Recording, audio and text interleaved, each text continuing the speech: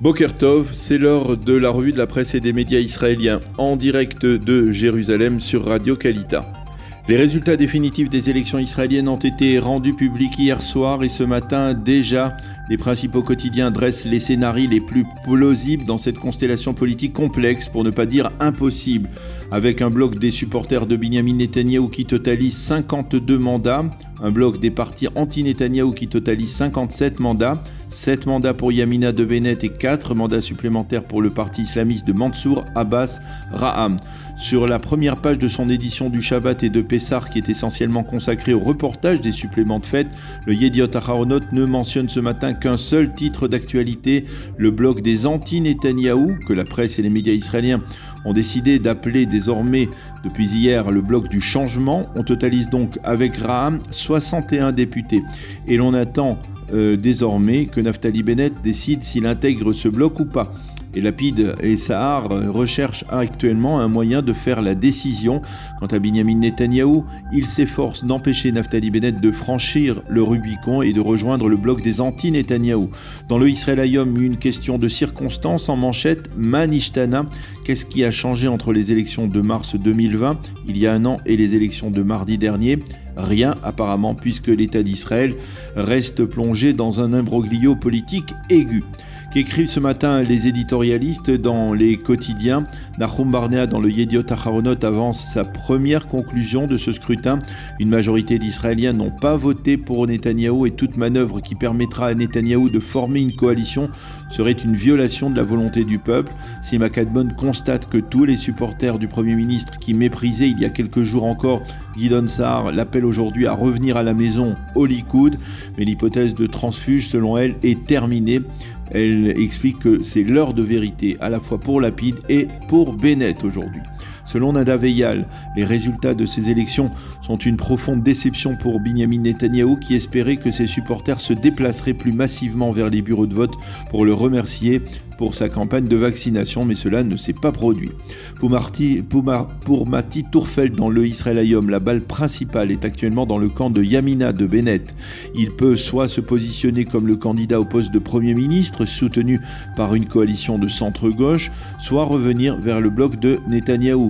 Si Bennett se recommande au président comme candidat, ou bien s'il ne recommande personne, alors le camp des anti-Bibi aura 57 recommandations, et c'est donc Lapid qui sera convoqué en premier pour former un gouvernement, ce qui ne déplaît pas obligatoirement au Premier ministre actuel.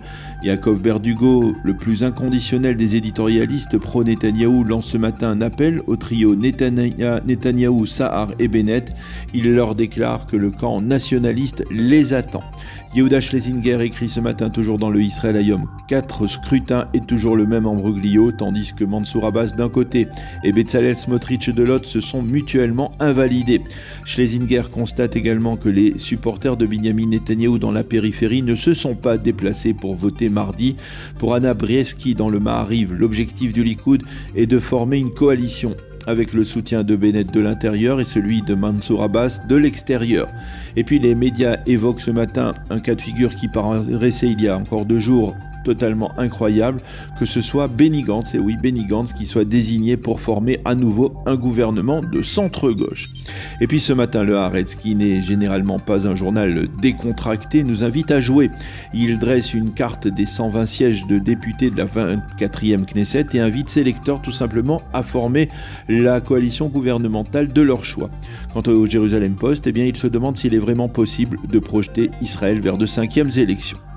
Face à cet imbroglio politique et à l'approche des élections pour le poste de président de l'État qui devrait intervenir en juin prochain, on remarque ce matin en une du Yediot Aharonot un éditorial plutôt inattendu, celui du chanteur Idan Reichel qui lance un appel vibrant à Myriam Peretz, cette mère nationale d'Israël doublement éprouvée, on le sait, par la perte de 2 enfants dans les guerres d'Israël. Idan Reichel lui demande tout simplement d'officialiser sa candidature au poste de présidente de l'État. Parce que, écrit Reichel, vous êtes un modèle d'espoir, d'optimisme, de certitude, de recherche du bien, d'aspiration à la vie. Parce que vous n'êtes plus une simple individualité, vous êtes à nous tous. Et c'est pour cela que vous ne vous pouvez pas vous soustraire à la volonté de notre peuple. Allez-y Myriam et nous vous suivrons, écrit ce matin Idan Rachel en première page du Yediot Ahronoth. Les élections et les commentaires autour de cette imbroglio politique dont nous avons parlé en début de revue de presse, eh bien c'est important, mais ce matin nous avons également le temps, nous aurons le temps d'en reparler probablement dans les prochains jours et les prochaines semaines. Mais ce matin, ce qui est tout aussi important, eh bien c'est l'approche de la fête de Pessah 5781, une fête qui est donc mentionnée en évidence ce matin dans la presse et les médias israéliens. Et ce matin, nous allons faire honneur à un homme qui cette année fêtera la fête de la liberté avec beaucoup de joie et d'émotion. Cet homme, c'est Jonathan Pollard, l'ex-espion américano-israélien qui a passé 30 années de sa vie dans un pénitencier américain et 5 années supplémentaires de liberté conditionnelle, est aujourd'hui un homme pleinement libre, un Israélien presque comme les autres qui vit discrètement à Jérusalem avec son épouse Esther.